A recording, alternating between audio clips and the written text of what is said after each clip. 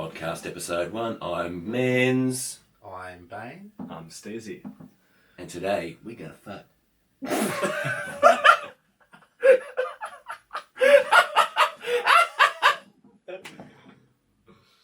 Oddcasting counts.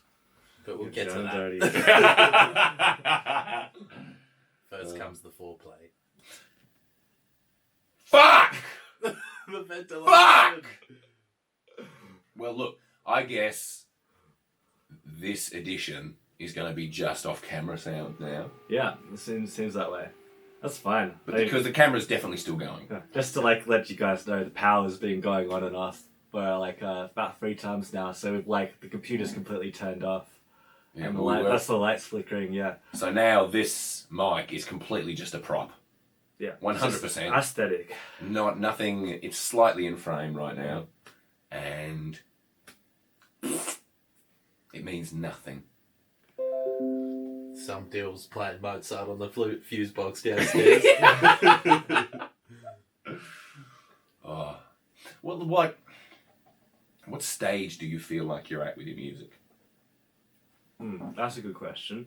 I feel like I'm just about to finish. I'm getting close to finishing my EPs at the moment. So I think I'm just at that stage where I'm getting my first shit properly done. So I'm getting to a level where I don't know. I've been freestyling for a long time. Yeah. I've enjoyed it for a long time, but I got to a point where I really started taking it seriously. Rapping. It was more of a party gimmick at the start. Bring it out just for a bit of fun. And then I just really started digging it, got a few gigs, and just really loved being up there, speaking to people. I was like, well, and I made a lot of friends in this local scene. And talking to a lot of the people who I think are acclaimed artists already is seeing what they do, how they market themselves, how they project themselves. I think it's a skill that's not really taught much. 100%. Yeah, but it's really important, and just holding yourself with professionalism as well in those situations, because it's really easy, especially when I was freestyling a lot of gigs. I found it really easy to just break character, I guess. Yeah. But when the character's yourself, when you break character, you just sort of laugh it off, and yeah, that's good fun. But yeah, where am I at my music? I'm at a pretty happy place at the moment, I'd say. I'm pretty excited about what's to come. Just been going very slow, so people have been following me, just letting me know it's coming. And people that aren't following me, it's coming. So just be prepared.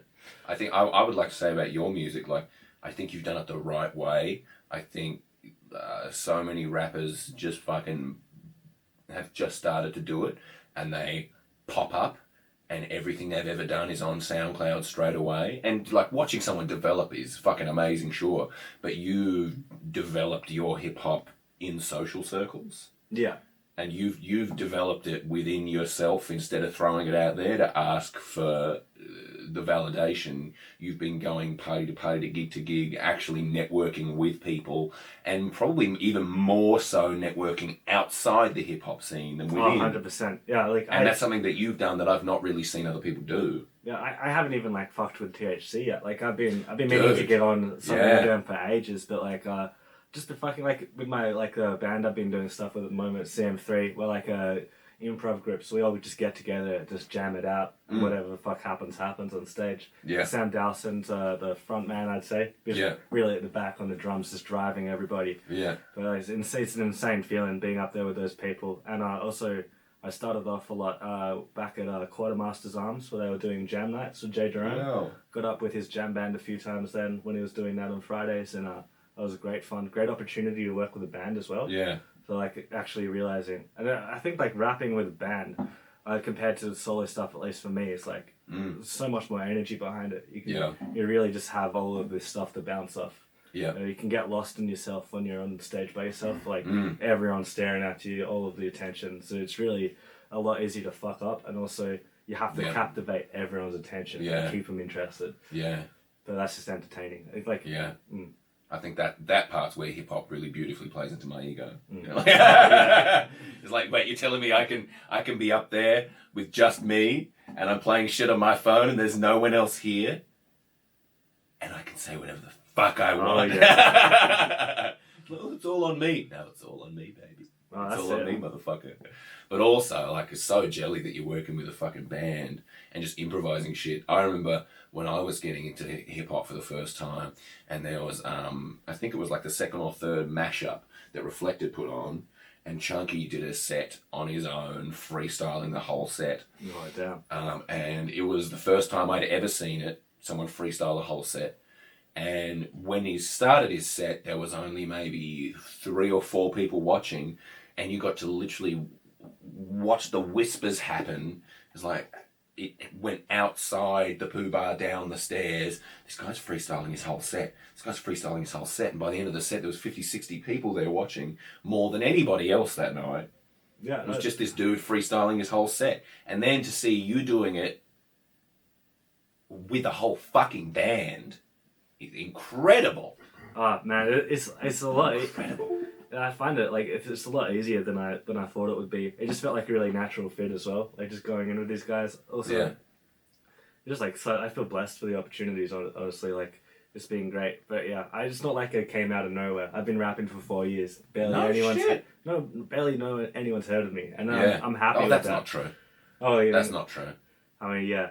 You got an incredible underground reputation in Tassie. Mm. Impeccable. I've never heard anyone call you a shit cunt. I try to be nice. Ever. Everyone's got incredible things to say about you, and everyone respects what you do. I guarantee you that for a fact. I'm gonna stop melting. It's like I can't take this. Like, there's something that I really respect in a freestyler, and that's the beat plays and they jump in no hesitation whatsoever. Yeah. And that's something that within me really comes and goes. It's like, okay, bang, I'll jump in. Fuck yeah, we're in, we're doing it. The cypher's going. No apprehension. But I've never seen that apprehension in you. You've always been keen. Freestyling's always been your thing. You've always just fucking gone hard. It's always It's ready very to cool. go. Like, I know, I even went up to I was at the Nerve gig last Friday, and it was awesome set, incredible. But I hadn't seen Dundee play live before either, so it was awesome No to see shit. Dundee go. Like, yeah. Dundee's a fucking powerhouse of a man. Respect. Yeah, Respect. 100%. Woo! Yeah. But the thing that got me, because like, you know, I'm always switched on, ready to go for a cypher. So I walk up to Donors afterwards. I'm like, man, really fucking love what you do. Respect you so much. Would you just like to battle rap me, just melt me to shreds? I'll come back at you. I was like, no, I'm a bit too tired. I was like, in my head, I was like, what do you mean? I don't know. You're a human being? What are you talking about? Yeah, like, not ready to go. It was fine because I understood it. And he had no idea who I was either. I don't think that matters. Yeah. But also, then I went to Nerve, said the same thing. It's like, no, I'm tired, ready to go to bed. I was like, Yeah. oh shit. These boys just been on stage for an hour. Yeah, no, they'd be doing their thing for a long time, listening to their voice, going hard. So I completely respect that. But as you're saying, like, I just think everyone's ready to go all the time. Yeah, because you are. Yeah. You are, and that's the lens you see the world through. That's a very optimistic, beautiful way to see the world. Yeah, I find it hard to turn it off, really. Like I got to this point where I was like freestyling, is just speaking, impromptu reacting. You can't plan it. 100%. Someone comes up to you, it's like, hey, how you going? You don't have like a pre-planned script in your head, but you have all these barriers in order from your true self's hiding behind all these barriers. Like, yeah, good. You're not giving up much there. You say you're tired, you tell them the truth. Why are you tired? Yeah. And it's like, got to break through all these barriers of like, oh, are they going to judge me for this? Or, the thing is, everyone's judging you constantly. And like, the level of judgment that you think isn't much. They're just like, is this guy safe or not, really? That's what everyone's thinking. Is it safe to be here? Like, that's an instinctual thing to have. And I'm like, comfortable is the second one. I'm like, comfortable with this person enough to hang out with them longer. Yeah. But like, everyone's caught up in their own first, in their own anxieties. So that's the thing that really made me come out of my show with freestyle. Was like, man, sometimes I just feel like I'm making more people open and just bringing like this, you know, everyone is sort of being like, oh, this guy, especially when I was shit. Yeah. People would just let me go, jump on stage, fucking trash. It doesn't matter. That's the best thing about the Tassie scene. It's a very inclusive place. Dude, You got passion. Something beautiful about the Tassie scene is people cheer the loudest when you fuck up. Yeah. And it's not to say, fuck you. It's like, everyone's like, oh my God, he's got this. We believe in you. They're all yelling out in encouragement, and it's such a cool, incredible thing. It was something that I saw, not to talk shit, but Nibs was doing a set and he fucked up, and that man has so much love in this scene. He's put so much effort into maintaining this scene and working with people, and has one of the truest voices in Tasmanian hip hop. Yeah, it's real shit. It's real shit. Nibs, fuck you, Nibs. I love you. And he... Fuck you. I love you. Love you. Fuck you. And yeah, he fucked up a verse and had to start the song. And the love in the room was overwhelming. And that's truly when I understood what the Hobart hip hop scene is. Like, yes, us all enabling each other's drug use is a big part of the hip hop scene. But also there is an incredible amount of love bouncing around. Incredible amount of love bouncing around. And it's not just Molly love either. It's not. It's some gigs you can tell some blokes just brought 20 fucking incredible MDMA caps, and you're just like, there's a vibe here that I'm not a part of. And I want to be a part of. Well, I went to the 2-day Dark Days festival at the Brizzy. Had all the metal bands, and yes, me and Chunky were out there. He made the biggest mistake of his life. He wore grey to a metal gig. Everyone's there in black. Even I got the memo. And apparently some lady come up to him and was like, got some MD caps if you can. And Chunky being the sprightly spring chicken he is. Yeah. It's like, yeah, I'll let you know. And then heard from another bloke that apparently there's a big hype around shelving H. Wow. Cunts were in the bathroom, bloody doing the old... I'm putting the pooper old shooter. horse up their bottom. Yeah. Well, no, like heroin. Yeah. The horse. Is that what they call it? Horse heroin? Horse? Yeah, I think horse. I thought that was more ketamine. Yeah, I thought you were going for ketamine too. No, I genuinely think horse is heroin. Also, if Mum's listening, I because don't do it's got drugs. a fucking kick on it. I genuinely... Look, let's look this up. But I'm fairly sure horse is heroin. I just say chasing a dragon. Is that heroin? Chasing the dragon? I think so. I just feel like you can chase the dragon on so many things. Yeah, I think true. that's every drug. Mm. You got to chase that first. The dragon's all inclusive. Like chasing the giggles again on weed. It only happens once or twice. Oh, dude. I remember this... I got this strain called Lemon when I was semi-fresh into it, living in West Hobart. And it was just the most beautiful time. And it was a few people's first time smoking weed. And it was a really nice strain. Wasn't too over the top. Super giggly. And I've never felt that way since with weed. Never. I miss it. I made the best pun I've ever made on that night. Go on then. No, out of the moment it'll be terrible. It'll be terrible. But we were talking about swimming, and I somehow managed to merge the innards of my asshole spilling out with swimming by saying prolapse. Ah. I can't even remember the context. Prolapse. But that was my pinnacle pun moment, because everybody paused for half a second and everybody figured it out at the same time. And we were smoking this weed through a shisha. Oh damn! All sitting in a circle, and there was watermelon tobacco in with it, and it was it was the moment of all moments. This was the first time. Not the first time I ever smoked weed, but it was like the first time I had the true giggles. Yeah. That sounds alright. It was incredible. It was so good. So good. Well, my first time on weed was a very interesting time. Went down to Taruna skate park with a few of my friends. The classic place to go is Taruna kids, Yeah, boy. And my friend brings out this bottle. I was like, "Yo, had I hear from one of these before?" No idea.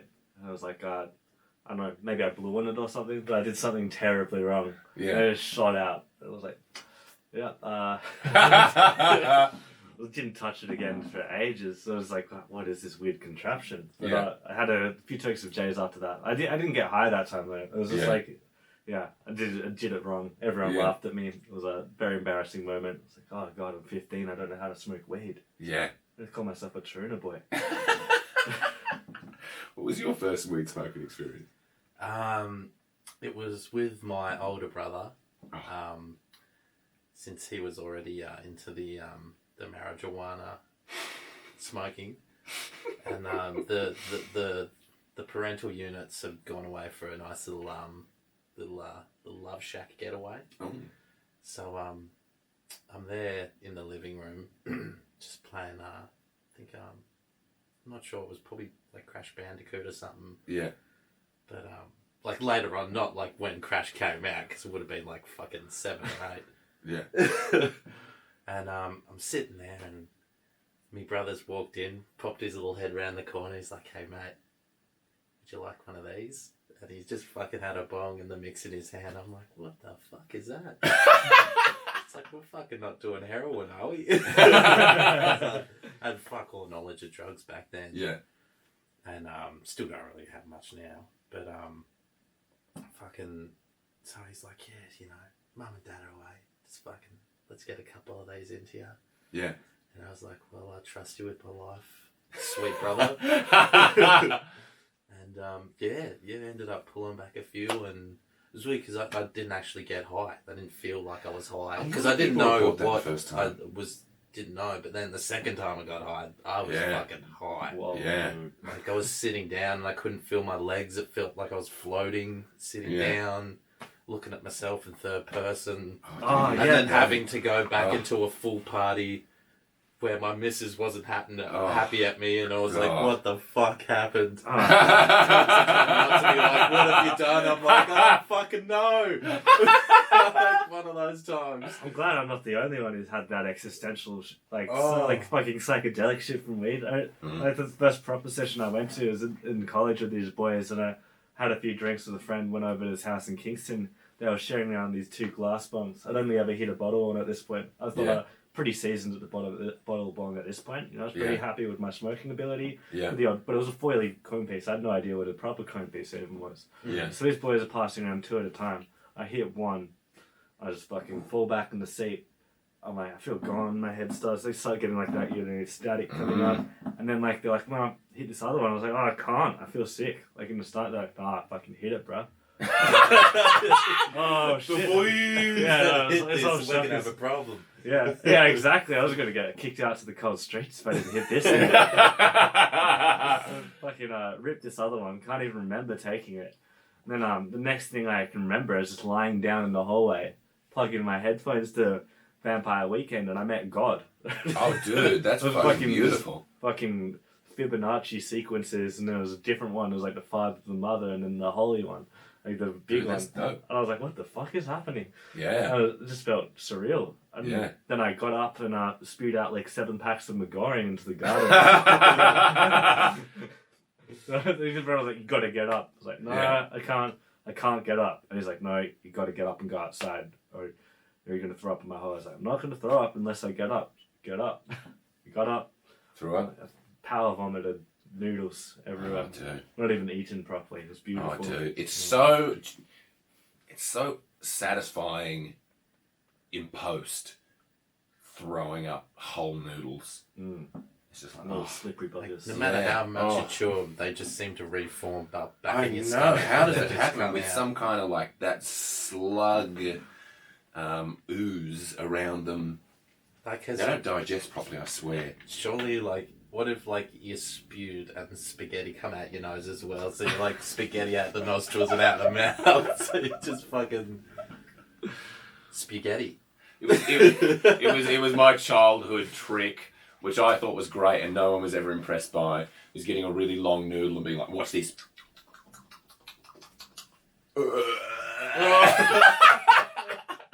It was always like, and then I'd eat it again. I thought do it again. You were gonna do like the string trick with the the nose like one in through the one nostril and the other nostril. Fuck that! I'm not down for that. It voxels my brain. I'm not down for that.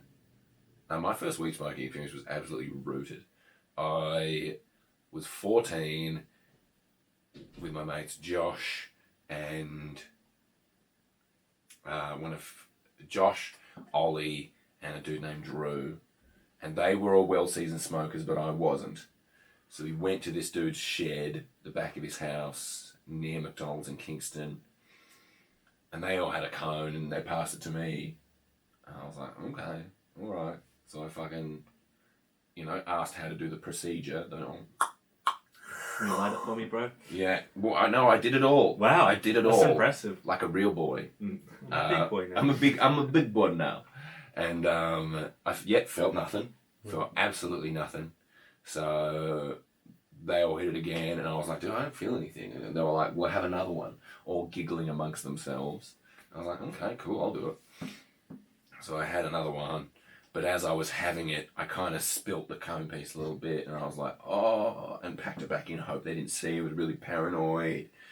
Things didn't feel right because I'd never done it before. I didn't know they didn't feel right because I'm fucking 14. I've never fucked with my state before. Light the thing, sit down on the couch. I just lay my head down and I fall asleep. And they wake me up by putting on a strobe light and all getting up in my face and going, and I'm just literally on the couch just like, and then one of them, it was fun. And then they lit a skateboard on fire, and Gnarly. and the fire was the only light in the room. And I just took a nearby bottle of water and just like beat this fire. It was like, do, beat it out. And the boys were like, my mum will hear, bro. My mum will hear. And they made me, Josh and Ollie leave. We had to go back to my friend's house. And then a task we had for that night was to move a bed. Like to move a bunk bed. So I was lifting this bunk bed and just so out of it, I was just like bashing this bunk bed into the walls, making scrapes down the walls. And my mate's mum said nothing. Like she must have known I was high. She must have done. But I didn't smoke weed again until I was about 19. I think she was just happy that fucking bunk bed got moved. She's like, I don't give a fuck. You do whatever you want, you just fucking move this furniture. That we did. I felt, I reckon I felt high for about 5 days after that. And I totally felt there was something wrong with me. I was like, oh my God, I've smoked weed once. And there's been so much negative press on weed and parents only ever say bad things about weed. I was like, they're right. I've fucked my brain forever. And thank God for Yahoo Answers. Because I Googled it. I was like, I've smoked weed and I don't feel right or something down those lines. And somebody had made a Yahoo Answers post on the same thing, question. And then a dude answered it and was just like, hey, that's totally normal. The only way to fix it, go about your life like nothing's wrong. And then within a day, I was just totally fine. That's like how I treated myself when I lost my mind on acid. Yeah. Just had to act normal. You just have to. There's no other option. Yeah. It was like everything's fucking weird. Mm-hmm. But Otherwise, life goes on. End up taking your clothes off and going down a mud slip and slide at a festival. Fuck. Where do you feel like you're at with your hip hop? I still think I'm at a very, very low plateau. So there's a lot to go. You can definitely improve in a lot of areas. Yeah, it's hard getting into a writing mind when all I've ever done is freestyling. Yeah, I think freestyling has always been your comfort zone. Yeah, and that I've never really been a fucking that literate either. So shit. Yeah, I mean I can spell, but just like fucking grammar and that's why I'm a terrible texter, because people just get it the wrong way. I've never felt that way with you. Well, it's pretty blunt. Like I never have to explain things in essays or anything like it. When it's with the boys, it's like yeah, sweet, this, that, do that. But yeah, with women, completely different story. Yeah, need full grammar, punctuations. Otherwise, if you put the full stop in at the wrong spot, then you go. Oh, brother! Just say your life goodbye, mate. Sorry. No, that's someone said it to me about jobs, and I was like, this is the exact same way I feel ladies-wise. I was talking to a counsellor at the time about applying for jobs, and she was like, you're the kind of guy that don't worry about the resume. You're fine when you hit the interview. When you hit the interview, you're great. So just focus on that. And I feel the same way with women. Like when I'm texting, it's just like, oh. But when I hit the interview, is Yeah, when it's in person. when it's in person, I can when be I'm a looking up person. at that job interview, maybe a quick little bit of Charlie for confidence. And you could sell that stock at the Nasdaq. Sell.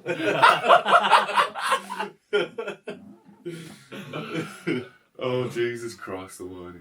I do feel the same about texting though. I used to be like a serial text. I used to be like, don't get a reply in 2 hours. She hates me. But now I'm like, I can't be bothered with that shit. I think I've grown as a human. I'm at the point where I'm like, texting is only really needed if you're organizing something or going to meet up. Like talking small chat talk over fucking Facebook or text. It hurts my soul, dude. It's such a waste of time. It hurts my soul. To crack a joke, it'll take like 10 minutes compared to doing it just in person. Like, you don't even want to crack a joke because they read it in the wrong voice tone as well. Yeah. See, I feel like if you want to come across, when I don't give a fuck, people are like, just don't give a fuck, just do it and don't give a fuck. It honestly comes across like I don't give a fuck, and not in the good way. Yeah, it's just like this is a text, and when it's the boys, like he gives a fuck. Well, it is genuine. Texting is just a thing to organise things. Exactly the same. Yeah. It's very rarely jokes and backs and forth because I can't be fucked. Nothing makes my skin crawl like my phone going bing. I'm like, who's this cunt? Yep. Wait. But like as well, like how some say, like, do you just write the first thing you do because that's what you would have said as yourself? Yeah, true. Or when you go back and read over, it's like, oh, no, better change that, better change this. But it's like, you're fabricating something that is not what you meant to say. I'm 100% guilty of that as well. Yeah. I'll second guess my text every time. Oh man, every time. Like I could never send out the first one. I was like, that's probably... Yeah. But then again, but then if you say that same thing in person in the tone that you mean, then they'll be like, oh well, fuck 100%. Yeah. 100%. It's the classic, like, 90% of communication is body language. It's just like, now you're expecting me to go on the 1% that is just words. There's no tone of voice. I mean, we've got the slight advantage of emoticons, but sometimes I feel like a douchebag using emoticons. I'm like, if I send the lovey-hearted eyes, is that the wrong thing? If I send a winky face, I think I'm trying to hit on him. I think I'm not hitting on him enough. Are we just being dumb boys? I don't... Well, it's dangerous having those ones in the favourites, because I've sent some, like, fucking kissy love hearts to, like, somebody that's like, sorry about that, Cobber. Kissy love hearts to the boys are always love, though. Oh, yeah. No, you gotta respect that. I send more kisses to the boys than anyone else. It becomes cringy as soon as you do it to your girlfriend, I reckon. You send it depends, really. But you see those texts, it's not even text, because you don't see the text, but you see those fucking Facebook posts, so there's really cringy relationships. Like, I fucking love you so much, baby. I know, but maybe it's just cringe because you want that. I don't give a fuck what anybody thinks. I'm gonna shout it from the online hilltops. I love you, baby. You're my favoritist thing in the world. Before you, everything was black and white, and now I'm in the Wizard of Oz. I'm gonna click my heels when it ends and go back to my sad self. Yeah. Oh god, that came from a dark place. Yeah, that's a journey. Whole journey. But yeah. I mean, that lovey-dovey stuff is nice, but fuck, man, keep it to yourselves.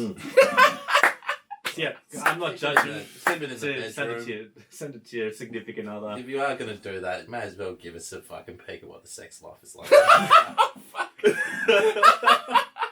Some detail. Oh, Jesus Christ. I think, honestly, I feel like people say that dudes are always like dirty when it comes to like talking about sex and that kind of shit. But within my circle, there is only one or two of a big circle of dudes that will graphically talk about their sex life. Most hold it very close to their chests, and most of the guys I know, when they're like, oh, I'm seeing a lady, the question we'll get is she lovely? Yeah. Is she it's nice? Is she 100%. good to you? Not like, what's a coit like? I've never gotten anything like that. No. What's the sex like? Give me a blow by blow. Fucking brr. I've not encountered people that talk like that I also respect. Yeah. Mm. So yeah, it's gross talk. I saying that though, like my dungeon master for Dungeons and Dragons, not to brag, he was extremely open about his sex life, but it's nearly refreshing having that in a positive masculinity way. Long No as he's kink shaming. As long as he's Very nice. And accepting. if anybody's long as getting he's nice pussy, about it's it. the dungeon master. Yeah. I know, ironically is really into BDSM, so Oh no shit. yeah. Well, Good on him. Good on him. yeah. Good on him. You know, he's a very open man. Was very open to me exploring my sexuality. I always thought I was very vanilla in sex. I was like, I do like a few things, you know? Mm. I do like a few select things. Mm. My kind of BDSM is like, let's tie each other down and have to call someone else in to unravel us. That's not okay. Dad, we fucked up. We can't move. Or just be like, you tie yourself to a chair naked Alone. and just be like sitting there waiting for your misso to come home. You've got me. You got me. I don't know how this happened. We've been robbed. No, I was at a stage where I was comfortable with some BDSM stuff, and then like yucky stuff has happened to me, and I feel like I've been knocked back to vanilla again. Mm. I've been fully knocked back. I want to feel safe. Feeling loved, optional, but that's lovely too. It's just all about feeling comfortable. Thank you, that'd be lovely. Yeah. Do you want? Give me a little top up. Yeah. Oh, baby, that's a big top up actually. That's. Have you had the guava yet?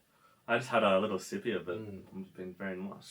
Well, that's I the mean, way. it's be a nice little summery drink. Outside in the beer garden, Yeah. boys. Mm. A nice Inside. little cheers. I do love these red cups as well. I always feel like I'm at a fucking I know. Blink-182 house party. Vote Trump. Make rap great again. Yeah. Oh. Well, I think that's just me. Sorry, boys. No, I didn't even hear it, brother. Dungeon Daddy's going off again. Dungeon Daddy. You'll never guess the ropes I used this week, bro. Oh, he's good. He's a good one. You know those friends that you have like those very gay moments with? Mm. Yeah, it's like the true. They're the best- they're the We've best had a few friends. of those ourselves. Oh, they're the Yeah. best. They're the best friends. You know, You feel a little feel bit gay with it. A little touch on the penny. maybe not that. and we're gonna say that. But look, there's definitely like I feel that's almost like the hyper masculine dudes in high school. They were the ones that would give you a light tap on the nuts. Yeah, They yeah. walk up to you and be like, "What's up, bro?" It's like, "Yo, The I'm so fucking confident. I'll touch your dick," and that's just I'm your fuck. The real bros would hit the gym, come back, and they wouldn't just like give it a slight tap. They'd give it a nice little fondle. You know, it was a bit of a linger. And it wasn't comfortable. But if you weren't comfortable, if you didn't let it happen, and it wasn't a yucky thing. It was just a silly bro thing. Mm. But if you didn't let it was never bare balls. But it was just a high school dumb thing. Speak I for bet. yourself. You're looking like this never happened to you. No, we weren't fucking bowl fondlers at bloody Trona. Well, neither was I. It was but more, happened it was to not. me. It was a sack tapping. It was Yeah, not no, sack Yeah, tap. see, that's the gateway. It was not. Thought I probably can't have children still from some of those. I copped some knees in the dick, bro. Oh, I I forgot about copped that. some knees in the dick. See, you're either giving them or you're taking them. Dude, I gave and I took. I gave and I took, man. Gotta give what you receive. No, what is it now? Fuck That's that. close enough. I'm happy with Give that. what you receive. You guys keep it. Fucking rip it. I gotta take a wee. Alrighty.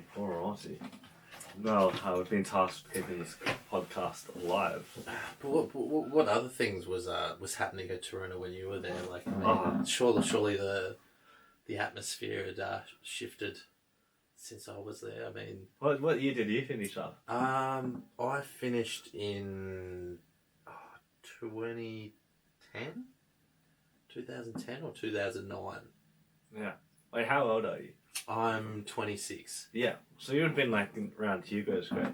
Oh yeah, me and Hughes are best mates. Oh, yes, from yeah. that grade, yeah. Yeah, I was in grade 7 when you guys were in grade 10, I think. Oh fuck yeah. Yeah. What with Sammy Ross? Or was No, he maybe year above? I was here below Sammy Ross. Yeah, right. Because I think he was like fucking grade 7 or 8 when I was. It must have been 8. Barely fucking. Because I 100% remember Hugo's rap about Miss Lawless and Assembly. Do you remember that one? But the full school one. Yeah. Like end of year where they had the DJ there.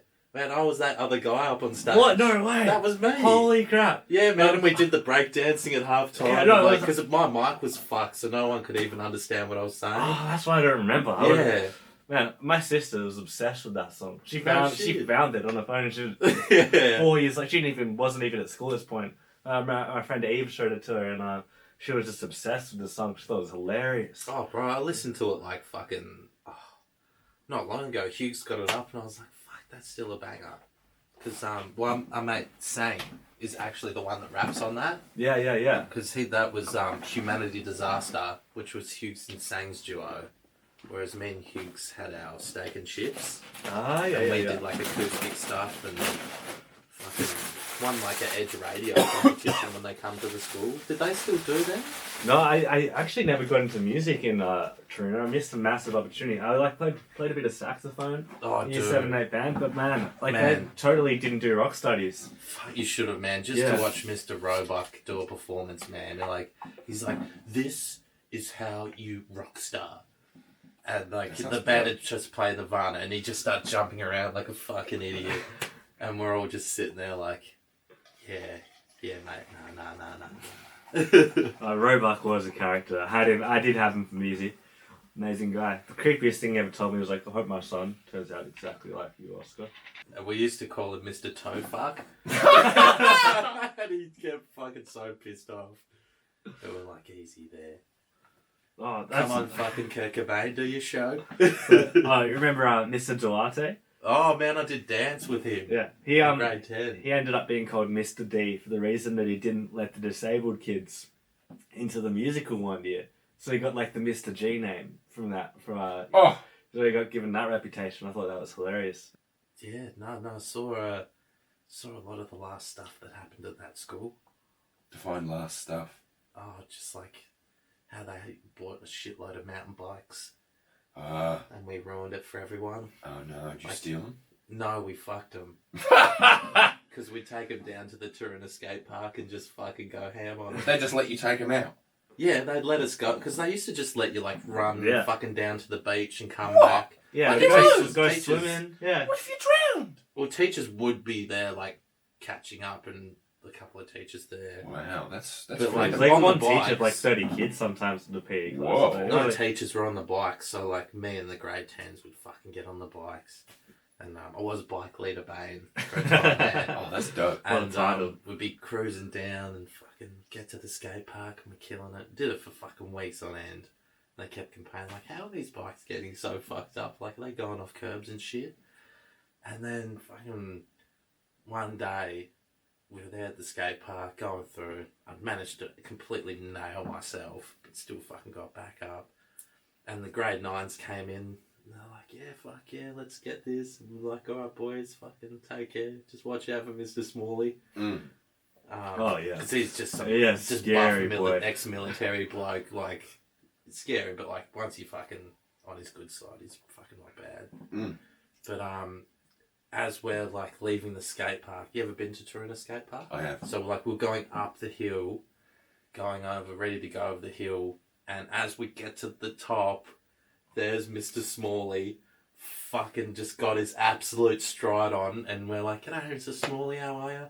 He's like, "Yeah, good boys, good." And then he looks to the left and he sees all the grade 9s down at the skate park. He's like, "What? You?" Xavier, fucking you, get in now. And then, like, as they're like, oh shit, they are cooked. And then we just fucking piss-bolted out of there as they all got fucking put on the fucking... You dodged it? Yeah. Oh. Yeah. That's a And good they story. copped the full fucking... Did they rat on you? No. Oh, the Boys! boys! Well, we were Fuck the boys. we were the Grade golden 10. boys in that class, so we couldn't Fuck be yeah. touched. Fuck yeah. I remember the people, being screamed at by a teacher was so terrifying, especially in high school. There was like one or two teachers, I feel like they were at every school, Yeah. fucking would blast you. Yeah. You just lost all power, all freedom for this yeah. moment. You just stopped. Oh yeah. Just, full on, just blasted. But those teachers that could wreck your soul truly had respect though, because they I feel like they were the good teachers too. They were the people that commanded the respect. We had a teacher, Mrs. Bester. She was my favourite teacher in high school because I had to give a shit in that class. If I didn't give a shit, I could. The fear would start to kick in. I'm like, this lady knows. This lady can read my thoughts. And she was in the reserve military. And just a badass, cool lady, man. Just a cool lady. And would call you out on your shit. Like, so many teachers half-ass their job. So many. And I was always in, I was pretty much, until college I was in Christian schools. And so there are lots of lovey-dovey, half-assed teachers. But, just when someone rips you and it breaks your heart and you get in trouble and you get a detention and it's one of your first detentions that genuinely means something. Yeah, kids need that shit as well. Oh my God. I remember, I grew up with a single mother. Barely ever get screamed at. When I got screamed at, it wasn't like as intense as what. Like I remember the first time I was screamed at by a man, and I was like, "Holy fuck, this is crazy." I felt scared. I felt vulnerable. Dude. But then I never fucked up again. Like I wouldn't make the next mistake. Oh yeah. Like that tough love's real, but like Oh yeah. it's a matter of finding like the border. Like this is definitely a line you step over where it becomes child abuse. Yeah. But you just got to find the right amount. Just Yeah. a quick little smack on the butt. Well, That's another actually, controversial thing. I envy that because, well, in a bad way, your father wasn't there, but you never got the threatening phone call from your mum saying, "I'm going to call your father if you don't go to school." Oh. And fuck me, did I get my clothes on and get out that fucking door? Yeah, I remember pulling sickies and just being like, "Mum, I feel sick." Stay home then. Well, good. Hope you're feeling all right. Love you, mum. Yeah. Dude, I once was just sick of school and was like, haha, but we were in sport and I was like, I'm just going to fake that I've hurt my wrist. And then I got sent to the sick room and I was like, my wrist is real fucked. Mum turns up. She's incredible, empathetic, wonderful mum. She's like, all right, let's go to the GP. And I was like, yeah, that's cool. We go to the GP. Then home and video games. Then we get a CAT scan. And I'm in the fucking big donut machine with a whoa, and I'm like, what the fuck have I done? Like, my mum's genuinely spending money on me out of love right now, and I've just lied my way. This is my first ever time I've said this out loud. Sorry, Chris's mum again. Sorry, mum. Hopefully with the shit we've talked about, she hasn't watched this far. But knowing my mum, she's watched this far. So's mum, she probably doesn't even remember. We had private health as a kid. Mum worked fucking hard to make sure we had private She health. remembers. She's feeling very betrayed right now. I'll send you some flowers. In Canberra, why did you move away, Mum? I swear I know that feeling. Because I made, like, Mum was saying, you used to make things up and, say stuff was wrong with you. But, like, when I was in primary school, I said that my eyes I couldn't see because I wanted glasses for some reason. Dude, my sister did the same thing. Some cool guy at school was wearing glasses. I was like, fuck yeah, that'd make me look smart. Yeah. Some shit like that. So I was like, oh yeah. So then I'm at the optometrist and like, what's better, A or B? I was like, could see perfectly through both. I'm like, maybe give me C again? Trying to get this, like, he's just looking at Mum like, yeah, we Did you get the glasses? Nah. Oh, you didn't get the I glasses? could tell like nothing was wrong with me. Oh, dude, my sister got the glasses, bro. No shit. She got the glasses. Oh, she's way better at it than me. That's cooked. Yeah. Sorry, Mum. It's been a Sorry Mum podcast. Maybe that's what it's called. Yeah, This is episode Oddcast episode 1. Sorry, Mum. Yeah, that works. Dude, I pray the camera audio's been okay. Yeah, I think it'll be fun. I think I I see like fun. I think that's just But that's not connected to the computer. It's not on. No. But should that be episode 1? I think so. I think that's episode 1. I'm interested to go back to the camera and see how long we've been doing it for. I reckon we're good 45. Yeah, but it feels like it's almost 8 o'clock. Fuck yeah, dude. Alright. Thanks for listening to the Oddcast. Sponsor for this episode is Lockie's Beard. Lockie's Beard. When you want a beard, but you can't grow one, so your friend has one. Okay. We share. we share the beard. I guess it's on Tuesdays to Fridays. Yeah, it's a share situation. It's a shared custody situation with the beard. Not that I get to actually have it. I just say it's mine for a while. Yeah, like I stand like next to him with my chin up against his chin while he's talking to someone. So then shoot it from that side. Yeah. So then it looks like he's got a beard. Yeah, 100%. But we'll do cinematography next week. Totally. And the other guest who can grow a beard, but I can't, is not the other guest. Lockie's not a guest. He's a fucking resident. Souls. We both are. SteezE E. We just shot an off the top with SteezE E. He's an incredibly creative, inspiring piece of shit. And we all love him. Make some noise. If you want to hear his music, which you fucking better because it's dope, it's going to be in the description. He's got an EP coming out called, a dual EP coming out called Spring and Fall. Yeah, perfect, yeah. They're going to be out at some point. We will no doubt do some other kind of promotional video when you've got that. Emphasis on some point. Some point. Some point. The creative process takes time. Thank you for watching. Next episode soon. Chunky's not here right now because of timing and life. And sometimes things happen when you're not around. We love you, bro. Keep an eye out for all the good shit.